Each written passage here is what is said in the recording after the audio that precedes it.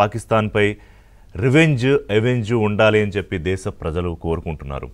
దానికి తగ్గట్టుగానే వరుసగా ప్రధానమంత్రి త్రివిధ దళాధిపతులతో భేటీలు, అలాగే ముప్పేట దాడికి అంతా సిద్ధం అయ్యింది. బార్డర్లో టెన్షన్ పెరుగుతోంది.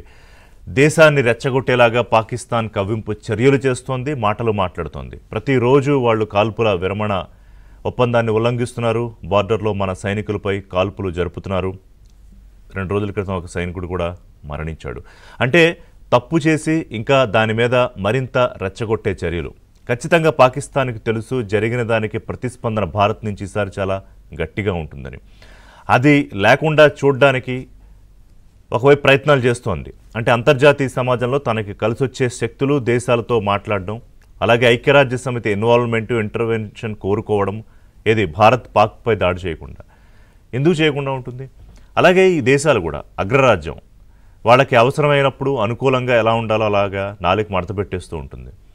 అండ్ ట్రంప్ ఆయన భారతదేశం విషయంలో, కాశ్మీర్ విషయంలో ఆయనకు అవగాహన లేదా, కావాలని సటైరికల్గా మాట్లాడతారో తెలియదు. 1500 ఏళ్ల కాశ్మీర్ సమస్యను ఆ 2 దేశాలు పరిష్కరించుకుంటాయి అంటారు.